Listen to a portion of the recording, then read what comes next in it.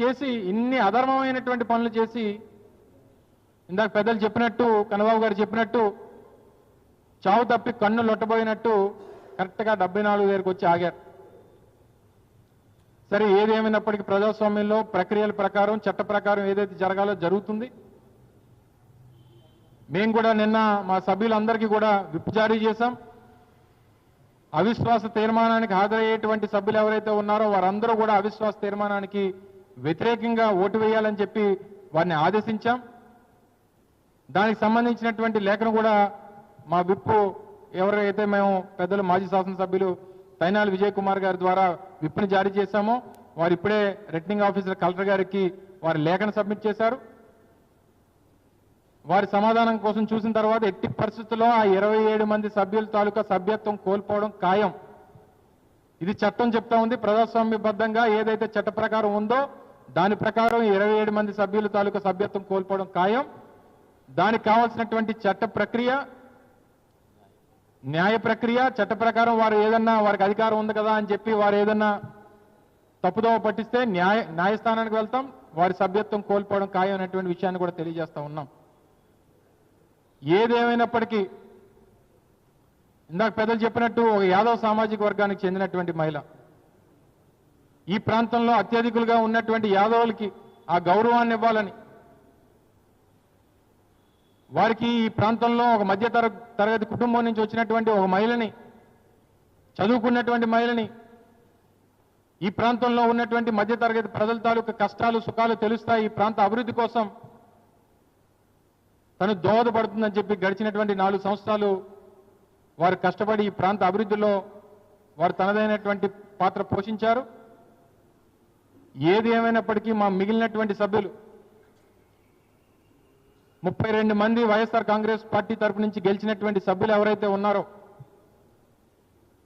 ఎన్ని కష్టాలు ఎదురైనా, ఎన్ని ఇబ్బందులు పెట్టాలని చూసినా, ఎన్ని ప్రలోభాలు పెట్టినా, ఎన్ని బెదిరింపులు పెట్టినా, ఎన్ని దౌర్జన్యాలు చేయాలని చెప్పి చూసినా పార్టీ కోసం, జగన్మోహన్ రెడ్డి గారి కోసం, ఈ పార్టీ వైఎస్ఆర్ కాంగ్రెస్ పార్టీ ద్వారా గెలిచాం, ఆ పార్టీ కట్టుబడి ఉండాలి అని చెప్పి నీతిగా నిజాయితీగా నిలబడినటువంటి మా వైఎస్ఆర్ కాంగ్రెస్ పార్టీ తరఫున ఉన్నటువంటి కార్పొరేటర్లందరికీ కూడా 2 చేతులు జోడించి పార్టీ తరఫున వారికి కృతజ్ఞతలు తెలియజేస్తా ఉన్నాం.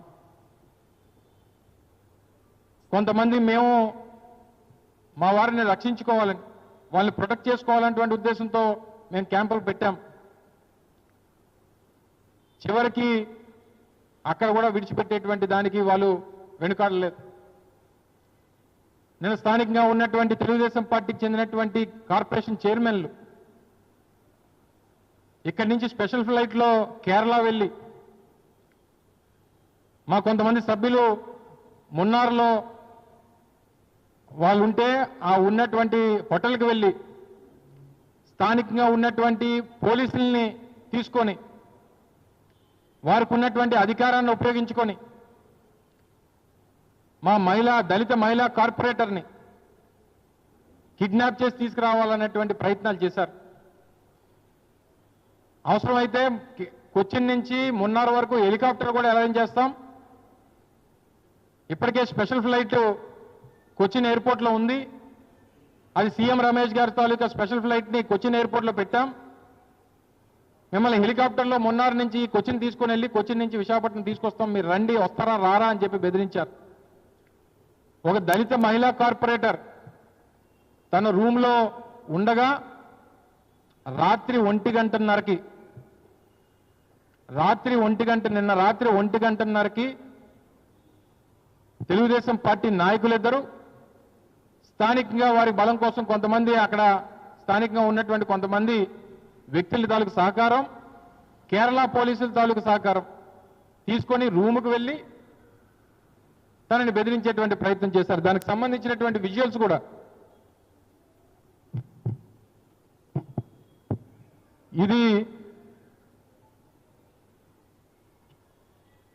దానికి సంబంధించినటువంటి విజువల్స్ ఒక నియోజకవర్గ సమన్వయకర్త విఎంఆర్డీఏ చైర్మన్ గారు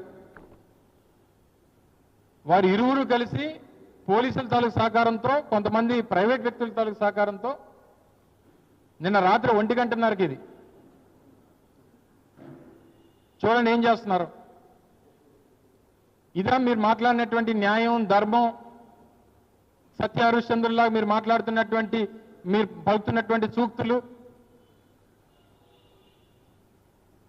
ఇదంతా కూడా నిన్న రాత్రి 1 గంటన్నరకి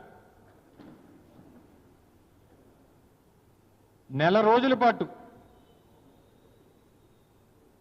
మార్చి 21వ తారీఖున లేఖ ఇచ్చారు. తర్వాత ఈరోజు ఏప్రిల్ 19 అంటే దాదాపు 30 రోజుల పాటు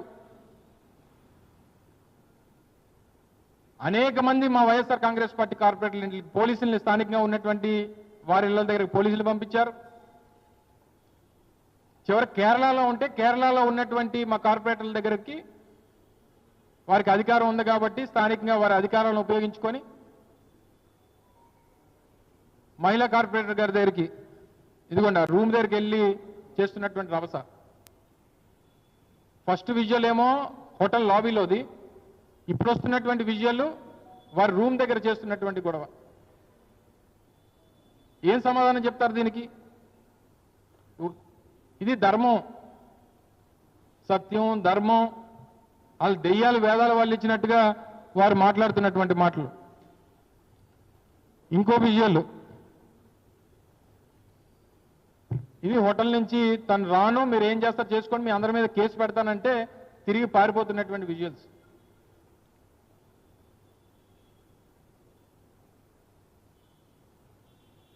ఇవన్నీ చేసి ఈరోజు మీరేదో ఆ 74తో చావు తప్పి కన్నులట్టుపోయినట్టు మీరు గెలిచి మేము పరిపాలన అందిస్తాం, మేము న్యాయం చేస్తాం, మేము ధర్మం చేస్తాం, మేము విశాఖపట్నాన్ని మేము ఎక్కడికో తీసుకెళ్లి పెడతాం, ఇక్కడ భూములు ఉన్నాయి కదా అని చెప్పి 99 పైసలకి, ₹1 పైసాకి, ఆ లూలుకి 1500 కోట్ల రూపాయల భూమి ఏమో లూలుకి. మీరు విశాఖపట్నాన్ని ఉద్ధరించేది ఇది. మీకు అధికారం ఇస్తే, మీకు పెద్ద ఎత్తున ఒక మ్యాండేట్ ఇచ్చి మీకు అవకాశం ఇస్తే మీరు విశాఖపట్నాన్ని ఉద్ధరించేది ఇది. ఇవ్వండి, అమరావతిలో ఉంది కదా, మీకు బోల్డ్ అంత భూమి ఉంది కదా, మీ సొంత భూములు ఉన్నాయి. ఓ ఊరు పేరు లేనటువంటి కంపెనీ, గత నెలలో రిజిస్టర్ అయినటువంటి కంపెనీకి 59 ఎకరాల భూమి ఇచ్చారు. దేనికి ఇస్తున్నారు, ఎందుకు ఇస్తున్నారు, ఏం పెడతానంటే ఇస్తున్నారు? నేను ఐటీ మంత్రి గారు మాట్లాడుతూ, నిన్న నేషనల్ మీడియాతో మాట్లాడుతూ మేము ఇలాగే డీల్స్ చేసుకుంటామని చెప్తున్నాడు సిగ్గు విడిచి. నేషనల్ మీడియాలో, నేషనల్ ఛానల్లో మంత్రి గారిని అడిగితే ఆయన చెప్పేది ఏంటంటే, మాకు ఇప్పటి నుంచి కాదు, మాకు పూర్వం నుంచి 95 నుంచి మాకు ఇది అలవాటు, మేము ఇలాగే భూములు ఇస్తాం, ఇలాగే డీల్స్ చేసుకుంటామని చెప్తున్నాడు.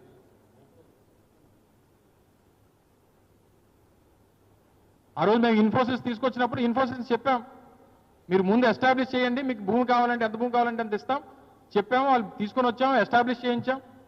ఇప్పటికొచ్చి ఒక టీసీఎస్ ఎంప్లాయే ఈ రోజు వరకు ఇక్కడ వాళ్ళు వర్క్ అనేటువంటిది స్టార్ట్ చేయలేదు. అలా రోజు టీసీఎస్తో మాట్లాడింది మేము. ఇక రాకముందే 99 పైసలకి భూమి ఇచ్చారు. మీరు విశాఖపట్నాన్ని ఎవరికో దోచిపెట్టడానికి